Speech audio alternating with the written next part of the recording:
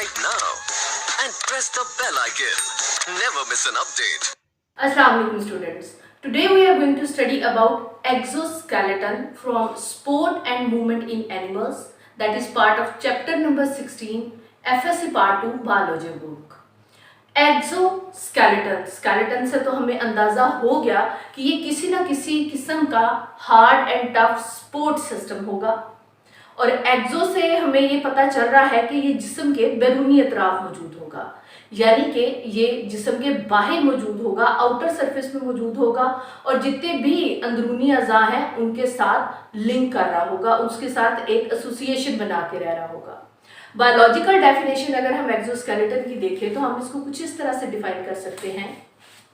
A hard skeleton present at the outer surface of which internal muscles are attach, यानी कि ये outer surface पे मौजूद होता है और इंटरनल मसल्स के साथ अटैच होता है।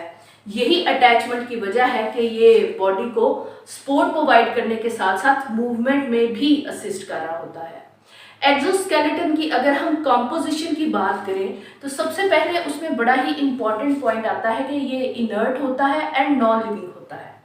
अब इटसेल्फ अगर ये लिविंग होता तो इसको तो खुद सपोर्ट की ज़रूरत पेश आती, लेकिन यहाँ पे इसने क्या करना है, इसने बॉडी का जितना भी इंटरनल स्ट्रक्चर है उसको सपोर्ट करना है। यही वजह है कि ये इनर्ट होता है और नॉन लिविंग होता है।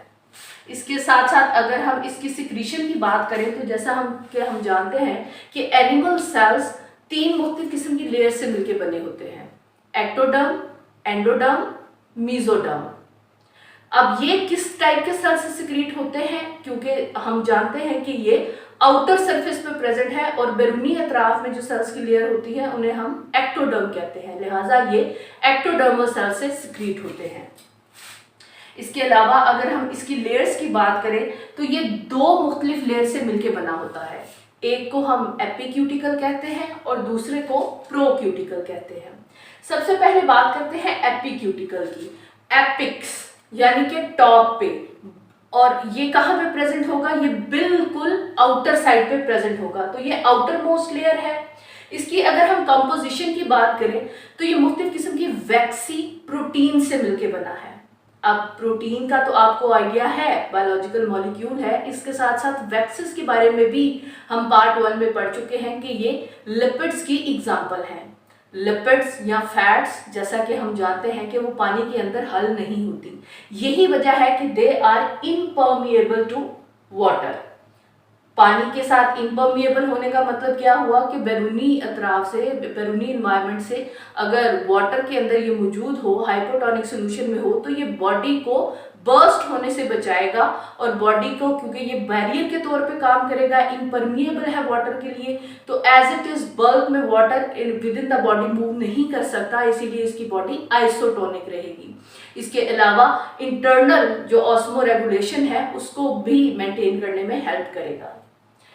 इसके साथ साथ ये माइक्रो ऑर्गेनिजम्स और इंसेक्ट्स के अगेंस्ट एक बैरियर के तौर पे भी काम कर रहा होता है। तो यहाँ से हमें एक और आइडिया होता है कि exoskeleton support and movement plus protection में तो असिस्ट कर रहा होता है, इसके साथ साथ जो बैरूनी मुख्तलिफ किस्म के प्रेडेटर्स हो सकते हैं उनसे भी इन ऑर्गेनिजम्स को प्रोटेक्ट करता है जिनके अंदर एक्सोस्केलेटन मौजूद होता है।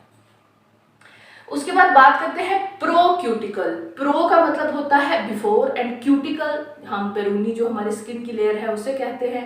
तो ये कहाँ पे मौजूद होगा, ये बिल्कुल इस एपिक्यूटिकल के नीचे मौजूद होगा। इसकी अगर हम कॉम्पोजिशन की बात करें तो इसमें काइटन, इसके अलावा टफ एंड लैडरी पॉलीसेकेराइड्स मौजूद हैं और साथ साथ मुख्तलिफ किस्म की प्रोटीन्स भी पाई जाती हैं। जैसा कि हम जानते हैं कि हमारी जो स्ट्रक्चरल कंपोजिशन है उसमें मैक्सिमम पार्ट प्रोटीन्स का है, तो यहाँ पे भी मुख्तलिफ किस्म की प्रोटीन्स पाई जाती हैं। फर्दर अगर हम बात करें, एक तो काइटन भी इसमें प्रेजेंट है, टफ पॉलीसेकेराइड्स भी यहाँ पे मौजूद है अलॉन्ग विद प्रोटीन्स। साथ में फर्दर इसको सख्ती और फर्दर जो इसको हार्डन कर रहा होता है वो है स्क्लेरेंटाइजेशन।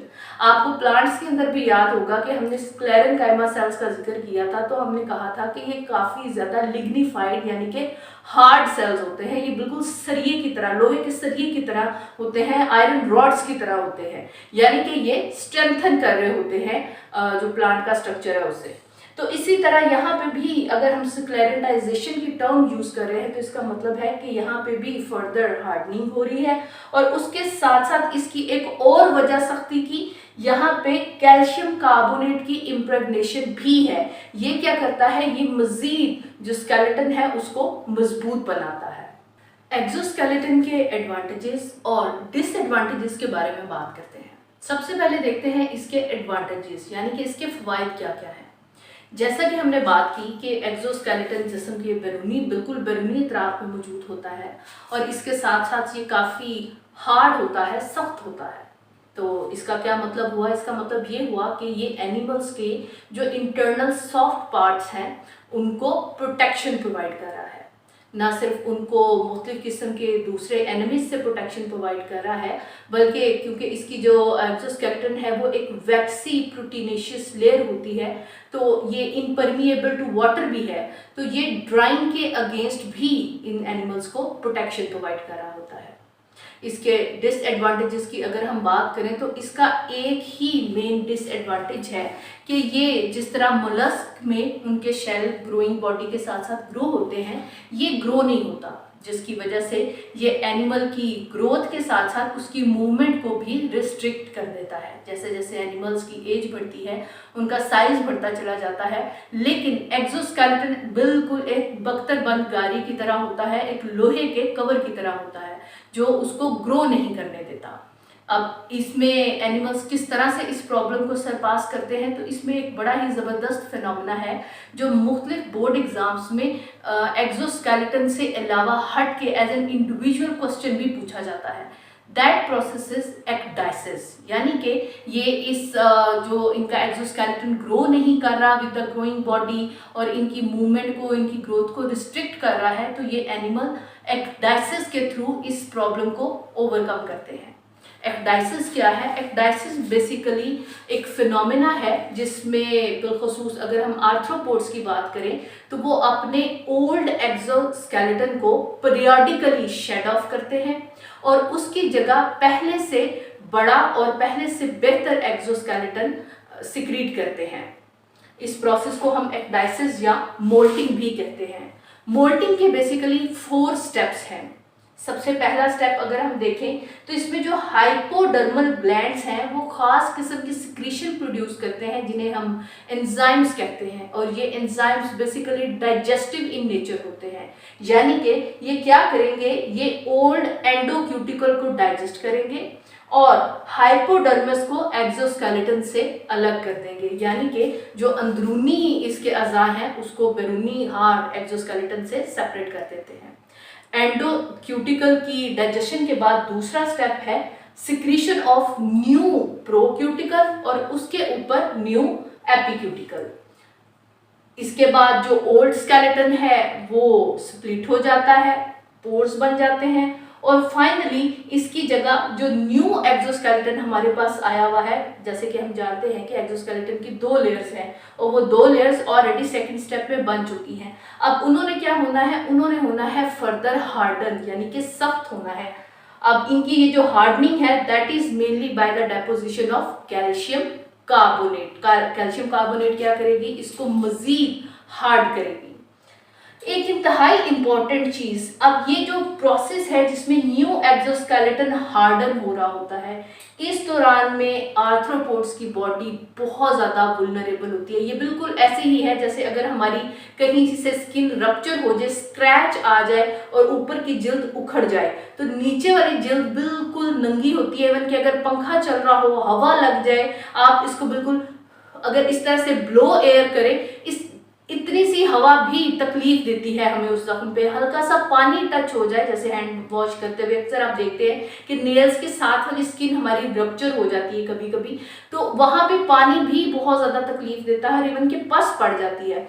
तो इनकी बॉडी भी बिल्कुल, क्योंकि एक्सोस्केलेटन अभी हार्डन हो रहा है, तो इनकी बॉडी भी बहुत ज़्यादा वुल्नरेबल होती है। तो ये किस तरह से अपने आप को प्रीडेशन से बचाते हैं जिस दौरान ये एक्डाइसिस करते हैं, मोल्टिंग करते हैं। जैसे स्नेक्स वगैरह में आपने देखा होगा कि वो अपनी खाल उतारते हैं, तो इस दौरान में वो अपने आप को, हालांकि वो खुद प्रेडेटर है, लेकिन वो अपने आप को छुपा के रखते हैं, हिडन रखते हैं, जब तक कि इनका एक्सोस्केलेटन नया वाला मेच्योर नहीं हो जाता, हार्डन नहीं हो जाता। अब ये जो चेंजेस हैं, ये सारे के सारे यानी कि जो मोल्टिंग के स्टेप्स हैं, इनका जो कंट्रोल है वो एक तो नर्वस सिस्टम है। जैसा कि हम जानते हैं कि नर्वस सिस्टम हमारी बॉडी के अंदर कोऑर्डिनेशन एंड कंट्रोल कर रहा है, और नर्वस सिस्टम के साथ साथ जो एंडोक्राइन सिस्टम है, अगर हम ह्यूमन बींग्स की एग्जांपल लें तो वो भी गवर्न कर रहा होता है। इसी तरह एनिमल्स के अंदर भी मुख्तलिफ किस्म के हार्मोन्स मौजूद होते हैं। तो ये जो एक्डाइसिस का प्रोसेस है सारा का सारा, इसको नर्वस सिस्टम के साथ साथ एक खास किस्म का हार्मोन भी कंट्रोल कर रहा होता है, जिसे हम एक्डाइसन कहते हैं। एक्सोस्केलेटन की एग्जाम्पल्स की बात करें तो इसमें हमारे पास सिंपलेस्ट फॉर्म्स भी मौजूद हैं, जैसे कि मुख्तलिफ किस्म के मोलस्क वगैरह, और इसमें हमारे पास मोस्ट कॉम्प्लेक्स एक्सोस्केलेटन्स की भी एग्जाम्पल्स मौजूद हैं, बिलखसूस एक्सोस्केलेटन्स ऑफ आर्थ्रोपोड्स वगैरह। सबसे पहले स्टार्ट करते हैं सिंपलेस्ट फॉर्म ऑफ एक्सोस्केलेटन यानी कि स्केलेटन इन मोलस्क।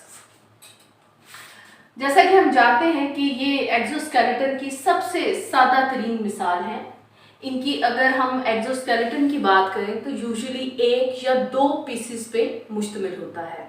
2 पीसेस में अगर आप मुख्तलिफ किस्म के घोंगे वगैरह देख लें, बाइवाल्विया देख लें, बिलखुसूस मरीन बाइवाल्विया, तो वो बिल्कुल यूँ इस तरह 2 शेल्स पे मुश्तमिल होता है। एक शेल ऊपर की जानिब, एक शेल नीचे की जानिब, और यहाँ दरमियान में एनिमल की सॉफ्ट बॉडी मौजूद होती है। ये क्लोज भी हो सकता है, ओपन भी हो सकता है, और ये क्या कर रहा होता है, ये उसके इंटरनल सॉफ्ट ऑर्गन्स को प्रोटेक्शन प्रोवाइड कर रहा होता है। तो या तो ये सिंगल पीस पे मुश्तमिल होगा, जैसे मुख्तलिफ किस्म की हम स्नेल्स में एग्जांपल ले लें, या अगर हम बाइवाल्विया की एग्जांपल लेंगे तो ये 2 पीसेस पे मुश्तमिल होता है। इसके अलावा अगर हम इनके शेल की कंपोजिशन की बात करें तो बिलखसूस कैल्शियम कार्बोनेट के क्रिस्टल्स इसमें मौजूद होते हैं, और ऑलरेडी हम एक्सोस्केलेटन के इंट्रोडक्शन में देख चुके हैं कि कैल्शियम कार्बोनेट क्या कर रहा होता है, पहले से ही जो हमारे पास टफ एंड लेदरी स्ट्रक्चर होता है एक्सोस्केलेटन का, उसको फर्दर हार्डन कर रहा होता है, उसको फर्दर स्ट्रेंथन कर रहा होता है।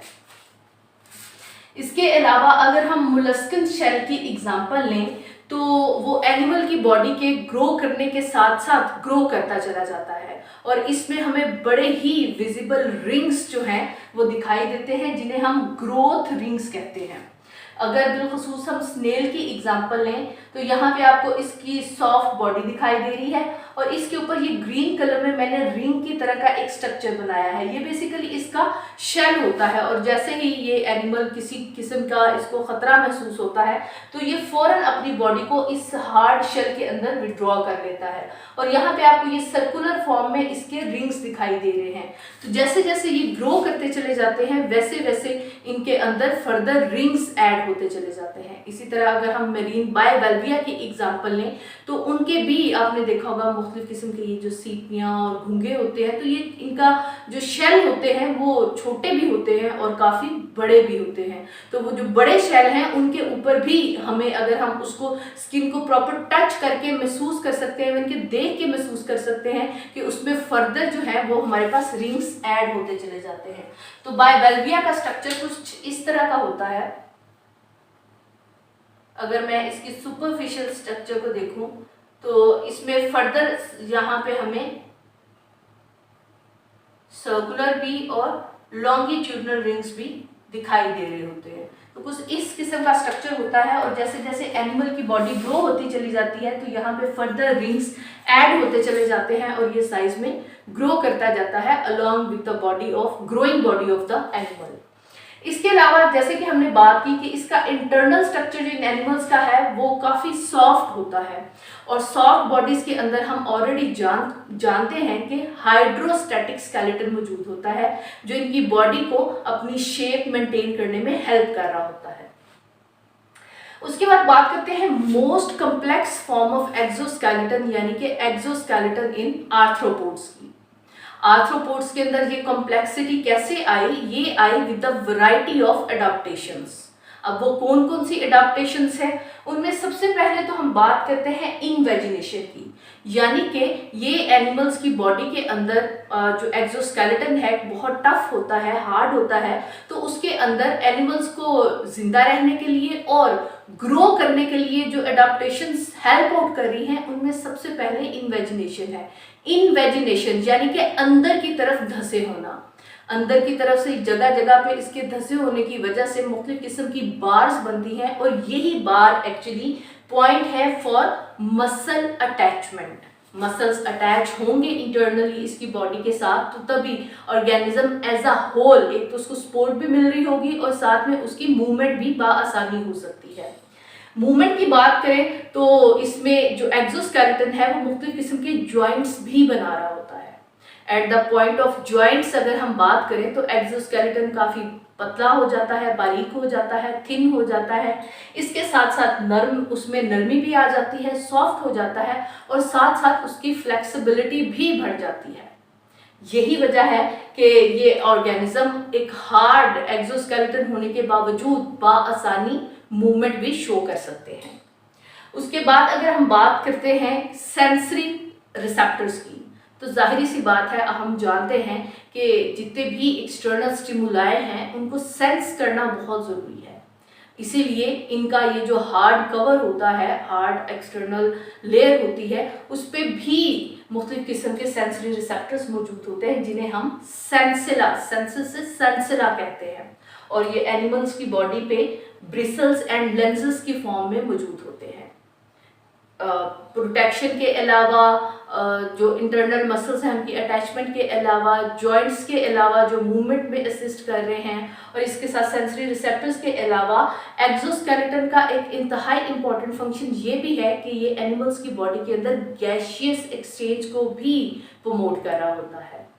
Students, kindly be noted important questions from our today's topic which have been repeated in several board exams in different past years. First one is a long question. Explain about exoskeleton in arthropods. ये long question के एक part के तौर पे आता होता है and it is of 4 marks. Short questions are: number 1, give 2 functions of exoskeleton in arthropods. Number 2, define process of ecdysis. Number 3, give disadvantages of exoskeleton. Number 4, why does molting takes place in arthropods? Number 5, define ecdysis and give its 4 stages. Students, इन सभी questions के answer हमारे आज के इस lecture में शामिल थे। I am sure आपको ये पूरा प्रोसेस भी बहुत अच्छे से समझ आ गया होगा, इसकी इम्पॉर्टेंस, इसकी डेफिनेशन, इसकी मुख्तलिफ टाइप्स और इसकी एग्जांपल्स भी अंडरस्टैंड करने में आपको बहुत आसानी होगी। इसके साथ ही जी आज का हमारा टॉपिक कंप्लीट होता है। इंशाल्लाह ताला एंडोस्केलेटन के साथ नेक्स्ट वीडियो लेके जल्द ही आपकी खिदमत में हाजिर होंगे। तब तक अपना बहुत ख्याल रखिएगा और हमें दुआ में ज़रूर याद रखिएगा। Stay home, stay protected, take care. Allah Hafiz.